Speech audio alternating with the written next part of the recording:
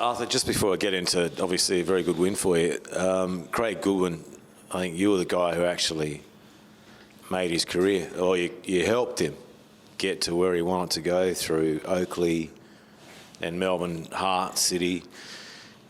You must have been proud of him at the World Cup, and obviously tonight he played a good game and on the losing team, which is good for you.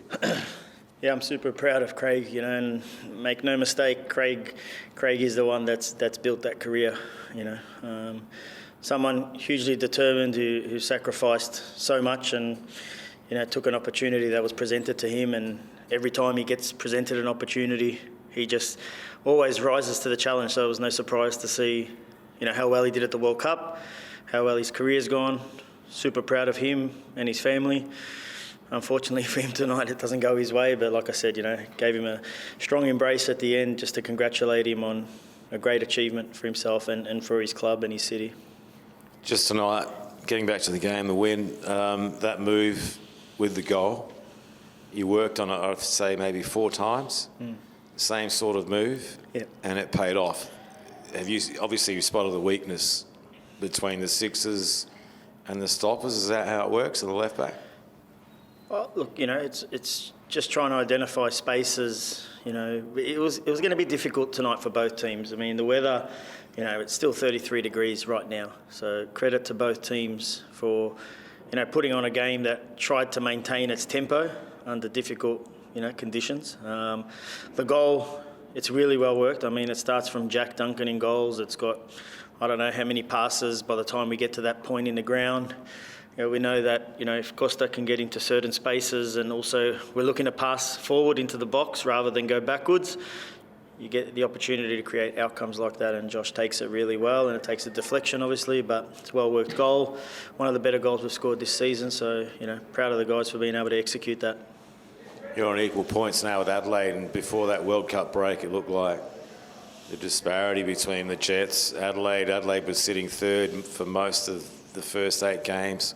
Now you're right up there. Where can you go from here? Oh, there's no limit for what the group can achieve. Like, I still believe that, and I've maintained that prior to this result. It's been a difficult, period, like in terms of the consistency. We started really well. We had 3 very tough games before the break. We worked extremely hard over the World Cup break.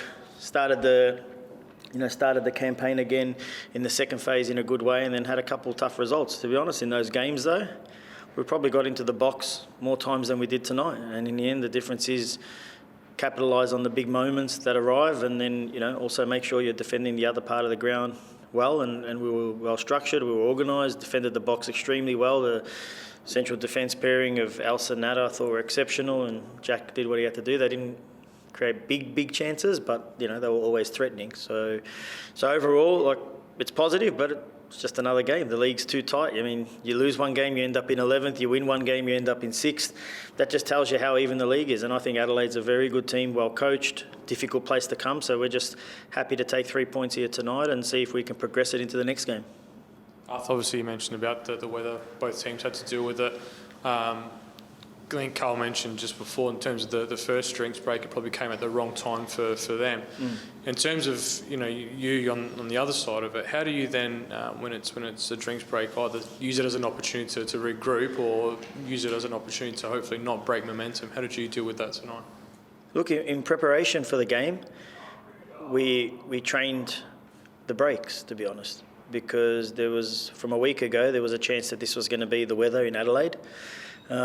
We knew that we had to work for 15-minute blocks. That's honestly how it was. We didn't think about 45 minutes. We thought about 15-minute blocks. And one of the strategies was to make sure that, we got, our sports science guys onto the players immediately when they got there. We got around them. We explained where the ball was, what's the first action we want to achieve from the restart, whether it was a goal kick, whether it was a free kick, a throw-in, and to try win those moments. So first 30 minutes, I thought we did that well. I thought also the last 15 minutes leading into the half, we conceded some space. They got a bit dangerous. We came out okay, and then overall, like I said, we probably won the big moment in the game, and that's the difference tonight. Appreciate the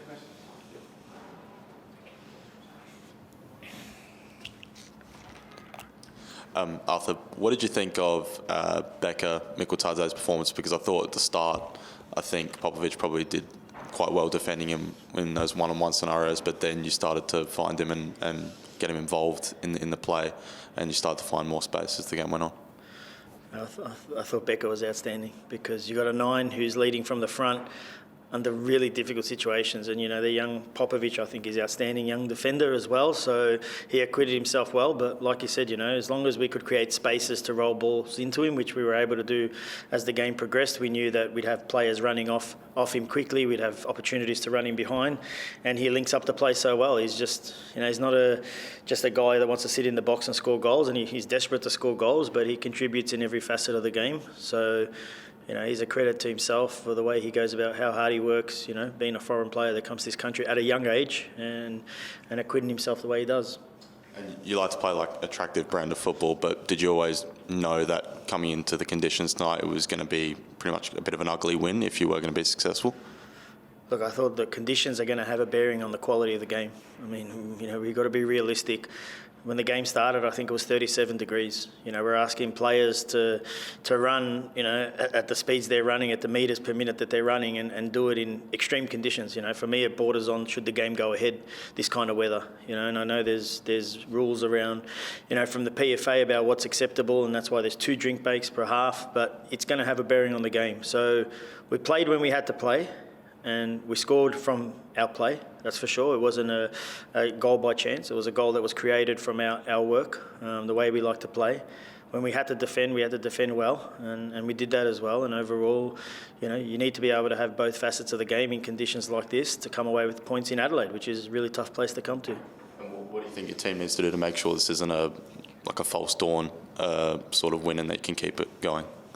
Just keep believing in themselves. It's really simple, isn't it? Just believe in yourself. Don't get caught up in reading crap that gets said. To be honest, don't get worried about the ladder.